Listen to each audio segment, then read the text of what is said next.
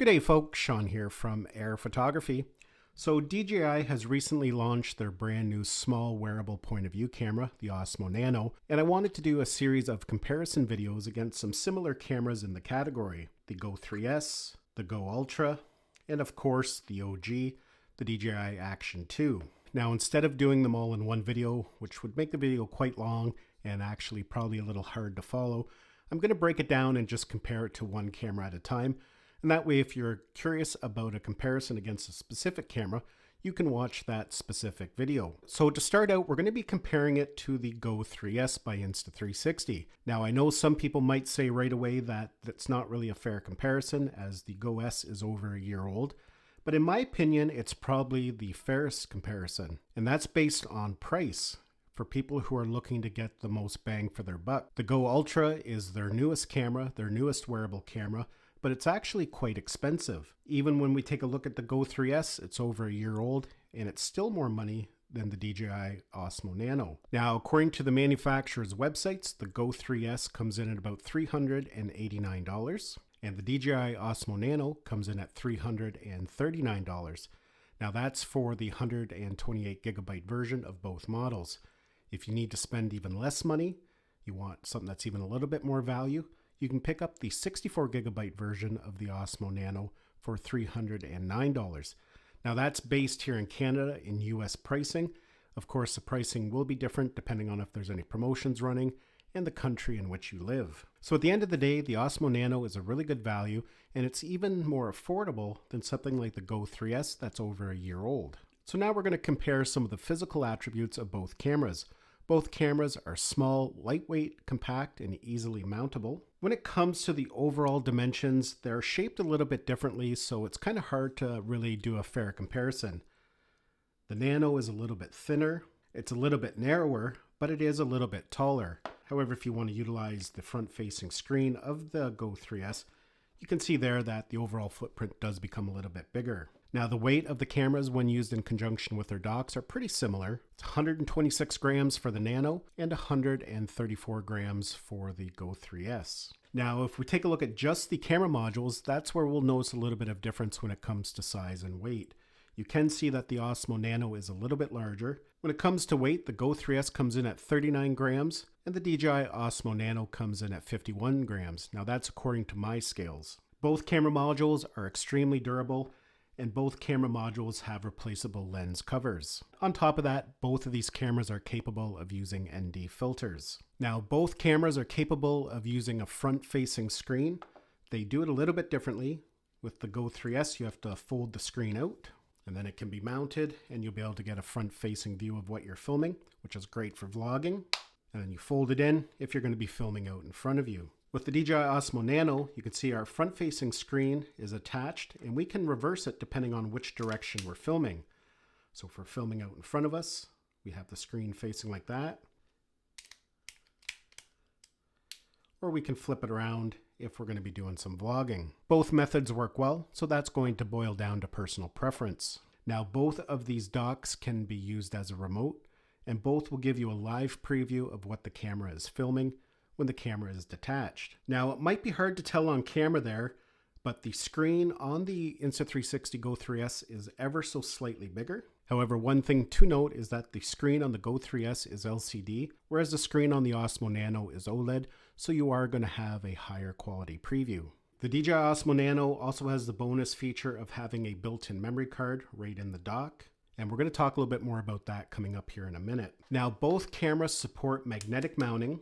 They both offer their own unique style of magnetic mounts. Same with the Go3S here.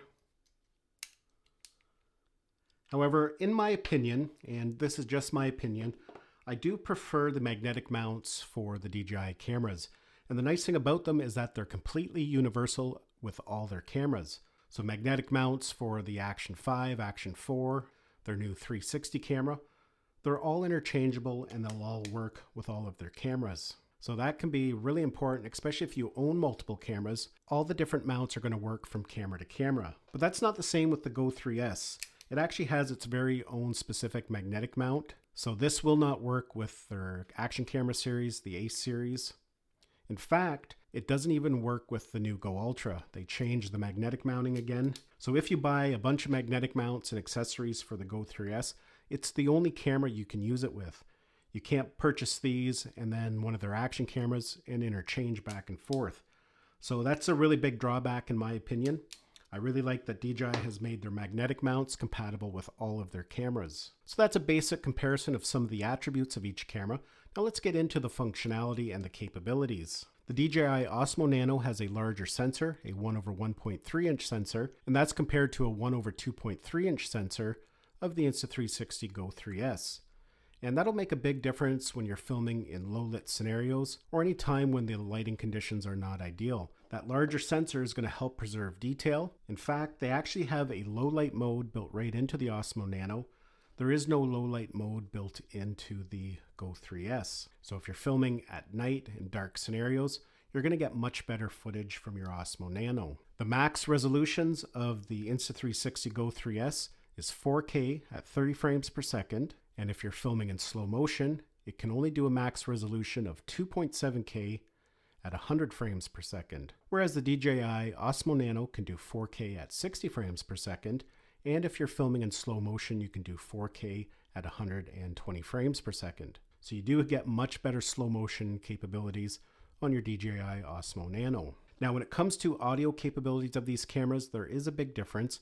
Now, both have pretty decent audio when you're using the internal built-in microphones, and we're going to do a comparison of that here in a second. But the DJI Osmo Nano fully supports Osmo Audio. That's where you can connect two wireless transmitters, one of their wireless microphones, directly to it. You can use something like the DJI Mic 2, the Mic Mini, or the new Mic 3. So if you're using this camera for vlogging, or you're making content for social media, and you want really good audio, you're able to connect a wireless microphone directly to it very easily. Unfortunately, the Insta360 Go3S does not support the use of microphones. So let's go ahead and let's test out the built-in microphones of both cameras. All right, so we're going to do some audio tests here. Right now, the audio you're hearing is coming from the DJI Osmo Nano and the built-in microphones. And it's important for action cameras to have good audio right out of the box, just because sometimes you don't always have the luxury of connecting a third-party microphone. So again, this is audio coming from the DJI Osmo Nano. Now here's some audio coming from the Insta360 Go3S, and the audio on both cameras I find is quite good. Of course, with the Osmo Nano, you do have the option of connecting a microphone, and that cannot be done with the Insta360 Go3S. Again, this is audio coming from the built-in microphones of the Insta360 Go3S. Now, another important feature of the DJI Osmo Nano is that it supports 10-bit color, and you can capture 10-bit color in both a normal color profile and while filming in their flat color profile D-Log-M. Unfortunately, the Insta360 Go3S does not support 10-bit color. Now, it does have a flat color profile, but most people will agree that it's not quite as good as D-Log-M on a DJI camera. Now, one thing that the Insta360 Go3S has that the Osmo Nano doesn't have is more shooting modes. For example, we have star lapse, we have hyperlapses we can create. They have a mode called free frame mode, which is really interesting. Those modes are not available on the Osmo Nano. Now, for the most part, you can capture that, like if you want to capture a star lapse, you can definitely do that on your Osmo Nano. It just requires you going in and dialing in your own settings. Whereas with the Insta360, it's done automatically for you. Now, as we talked about earlier, the Osmo Nano has a built-in memory card, so you can put a nice large memory card in there, and that's going to allow you to offload the content from the internal storage over to the memory card if that gets full while you're out filming. It's built right in, and it's always at hand. Now, you can't record directly to that memory card, but it's still a really handy thing to have with you while you're out filming. If the memory gets full, you can easily offload the content. Now, that's not available on the Go3S. However, they do have an accessory that kind of functions similarly, but it is an extra purchase, so you will have to spend more money to buy it, and you actually have to physically plug it in and bring it with you. Whereas DJI has it built right into the Vision dock, and it doesn't cost you any extra money. When it comes to battery performance, the manufacturer's rated specs is a little higher on the Osmo Nano. According to DJI, when filming at 1080, you can expect about 90 minutes when using just the camera module. If you're using it in conjunction with the Vision dock, you can expect approximately 200 minutes. Plus, you have the added bonus of having endurance mode that you can turn on. if you need to extend the battery. With the Go3S, while filming at 1080, you can expect about 38 minutes from the camera module and about 140 minutes if using it in conjunction with their dock.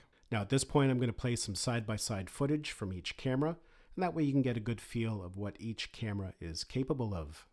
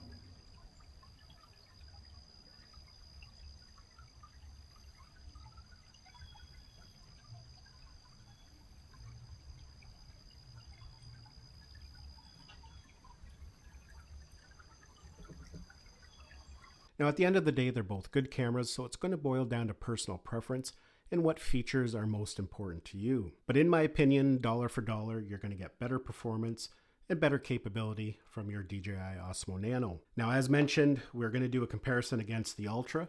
The Ultra does have some really impressive specs and capabilities, but it is quite a bit more money. And sometimes at the end of the day, price definitely becomes the deciding factor. So that is it for my comparison. I hope you enjoyed this video and found it had value. Thanks a lot for watching, and we'll see you in the next one.